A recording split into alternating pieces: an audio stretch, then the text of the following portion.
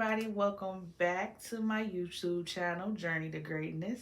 My name is Zari, and today we're going to be doing my paycheck budget planner for my first paycheck of November. So I also have some very exciting news about the decision that I finally made as far as my moving decision. And then I also have a big announcement that I'm going to make at the end of this video as well. So make sure that you stay tuned and give me a thumbs up and go ahead and subscribe to the channel to get more updates on what I'm doing as far as my routine to cash budgeting. With that being said, let's go ahead and get into today's video. So if you watched the last video, then you know that I went through and kind of tracked my expenses. I did realize that I forgot to track all my gas purchases. So for my bi-weekly check-in, I'm going to make sure that I track that for the next expense tracker that I'm going to fill out. As far as now, we're focusing on the paycheck that I should be getting on the 13th. And out of that paycheck, I have two bills that I have to pay, which is my extra car payment and a loan payment that I took out. So I think I explained to you all that I got a little bit behind in my car note payment, and I was sitting here trying to do bankruptcy. I still am eventually going to do bankruptcy. I do have my retainer with my lawyers, but because of the route that I decided to go on for my moving, um, I decided to kind of put a little hold on it to kind of get situated in that aspect of life first before I mess myself completely up and can't deal with my credit union as far as any type of loans that I may need to take out for my new moving adventure. So with that being said, I'm going to grab my paycheck budget planner sheet. Again, I just downloaded this off of the internet. It was free on Google. So the paycheck, I should be getting my paycheck on the 13th. So let's go ahead and fill this out together. Paycheck amount. So I know I did work a little bit of overtime this week, and I'm estimating that stuffing wise, I will still be able to stuff around that 982. However, since my bills are so close to due after pay, I am going to pay those just straight out of my account, and I won't be stuffing those into my envelopes. So first thing I'm going to do is extra car payment to catch up out of the debt that I'm in. I'm just going to put it is due on the 14th. And the amount is going to be for 400. It's budgeted at 400 and it will be 400. So my loan that I want to pay is due on the 15th. I'm actually trying to pay $250 towards this loan because I want to pay it off as quickly as possible. And this, at this moment, is the biggest amount that I could afford. But my loan payment that is due is actually $135. I'm just putting a little extra towards it so that I can quickly get that taken care of. Y'all give me one moment because I do want to grab my calculator so I can finish filling this out. Okay, y'all, so I grabbed my calculator really quickly. And so we're starting off with 982.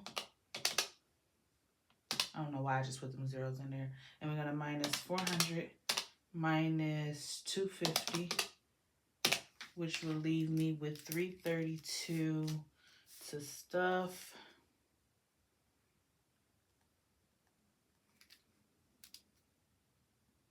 Seeking funds that I want to do is going to be my housing binder, which is the 100 envelope challenge. And then as far as expenses for this 2-week pay period, It will be gas, groceries, and household. I need just a few household supplies. Like for this pay period, just so I can catch up out of this debt. I know that I'm going to be working with limited amount of funds for the following 2 weeks to kind of carry me over. I do have an extra um, income that will be coming in again during this time period. So this number here may change if that income comes before I do my stuffing. If not, I will just add that in or do another video with me adding the extra income into different departments. So on the housing binder, I know I'm going to take $100 here. And so with 332 left, we're gonna minus 100, that's gonna be 232. And so that's gonna leave me with 232 left to work with. I always like to put remain. And so for gas, I'm going to budget as usual 60 out of this. And that's going to carry me over to groceries. Groceries, I normally spend $100 in my every 2 week grocery trip because I'm not responsible at this moment for putting groceries in the house by myself. So with that being said, for household, I know I'm not going to spend more than $25. And that's going to leave me with $47 left over. So I think with that 40, I'm going to take 45 of that. And I'm going to budget that out for dining out for my lunch. And then the remaining $2, I'm going to go ahead and put it into my $1 savings challenge. And I'm just going to put that $2. I don't have enough room. I'm just put that $2 there, and that's going to give me a zero budget left from based upon what I'm estimating my total amount is going to be. Now, mind you, also I deducted my, if you watched my last video, I had an overdraft in my account. And with that overdraft, I end up deducting the total amount, which would have been $181 because I had a couple bills that I did not account for come out. And every time money comes out of my account, I owe an extra $30 for that debt. And so that equaled that $181. So I deducted $181 before I came up with this total amount. That's why I'm saying, give or take, this is the total amount that I should have. And with the extra card payment being as much as it is, and then paying the bigger amount towards my loan instead of this, that left me with a lower amount to work with for this 2 week goal. But that is okay. I'm okay with that. I'm comfortable with that because I still have extra funds left from my last cash stuff, and that if I need to dip into it, I can, to carry me over. And I'm so grateful that I have started to do cash budgeting again, because I did not spend all my money at one time and in one place. However, I did go, y'all, and get my nails done. So I'm completely human again. I don't have any missing nails. So I did do that. So again, I'm grateful that I'm doing the cash budgeting again, because it has kept me accountable on where my money is going, what I'm spending it on, and not having me out here swiping my card, just shopping. So this is going to be my budget for the next 2 weeks. Again, this may change, give or take, when I do my cash stuffing. Hopefully it changed for the better and not for the worse, and I do have extra money left over out of that overtime that I did work. But now that we're talking about my hopefuls. I do want to make the one big announcement, because I said I did decide what I was going to do as far as my housing situation. So after prayer and after long thoughts, I went ahead and decided that I am going to purchase my shell home from the local auction here in the city that I'm in.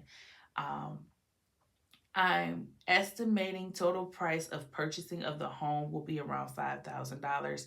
A shell house is a house that is owned by the city bank that we get to buy from the bank and fix up, and it's not sitting empty or abandoned anymore. So I know I'm going to invest my money moving forward into that route.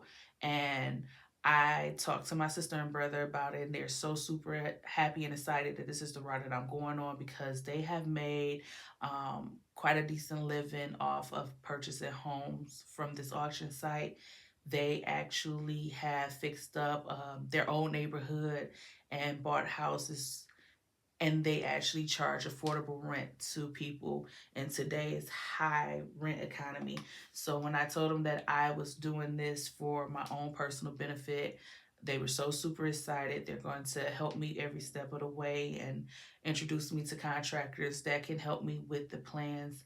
One thing I'm staying prayerfully on, or praying on, is that I get the actual house that I want. The actual house that I want is about a mile away from my mom and about 5 or 6 blocks away from my brother and sister. So I'll have the family support that I need when it comes to my daughter, and I will be surrounded by my community and my family. So I'm praying that that goes through. The auction has changed a lot lately. It has become very competitive because it's becoming a little bit more mainstream. At first, it was of a site that locals were shopping on, and you can get a house for $1,000, $3,000, and put your money to it and invest it. But when it became more mainstream, a lot of big time investors started investing in it, and we've even have a popular show on HGTV investing into the property. So the auction can get pretty pricey, but I'm praying for the favor of God to see me through this and to allow me to get a home within my means and my budget, to where I can pour my money into it, fix it up, and have it um, beautiful enough for me and my family to live in it. Also, I felt like it was a smart investment, because putting down $5,000 towards a house in this area, and then putting $15,000 to $16,000 in it as far as repairing it and fixing it up, was a great investment, because the comps in this area is anywhere between 85,000 to 100K. And so if I ever did decide to sell that property, I would be on the up and up and make a nice profit from it, so that I can use it with purchasing a bigger house or a newer model house that will have a great size down payment. So I felt like at the end of the day, that was the smartest investment to do with my money. And so I'm going to take a chance on it, and I'm going to move forward with the auction. So I will be bringing you guys along with that process. In the meantime, it helped me see where it is I need to start saving. And I went ahead and decided to change around my binders, which I've done that already off camera, and really hone in on what saving challenges I want to um, start using to help me reach my financial goals. One thing that I know is the bigger amounts that I have to save becomes more intimidating to me. So doing smaller savings challenges will be ideal for me as to how I'm going to reach my financial goals. So with that being said, I went and I created my own savings challenges. These are available on my Etsy shop. I reopened my Etsy shop because it has been closed down for about a year or so now, ever since, a little bit over a year, ever since my house fire from my first house. And now I'm going more into the digital downloads. So my savings challenges will all be geared towards purchasing homes and home improvement. This here is the bathroom remodel savings challenge, which will save $940. This one here is my kitchen remodel savings challenge.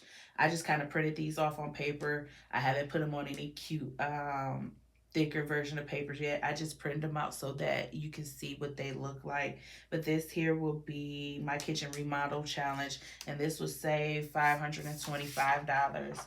This would be my new window savings challenge, and it would save $405. And this is still my window savings challenge, but I have a total of 6 challenges that I have completed. I'm in the process of loading them up on my Etsy shop, which I will link the Etsy shop to this video. And the digital downloads I'm just doing for $1.50 a download, nothing too um costly. I'm just in the process of just sharing my journey with everybody and what it is that I'm doing. So if you're in the process of maybe remodeling your home or even thinking about purchasing a home yourself, I think these challenges will be great, and we could work along together on these challenges and just save and reach our financial goals. Like I say, looking at the overall cost of 16,000 will be kind of hard for me, because I will always feel like I wasn't reaching the goal, especially in the beginning stages. I think tackling out smaller challenges to reach a more doable number will help me get to the bigger numbers, and it'll help me get to the bigger numbers quicker, but it helped me not get discouraged with my savings and the route that I'm going on. So that is the main reason that I went ahead and created these for myself.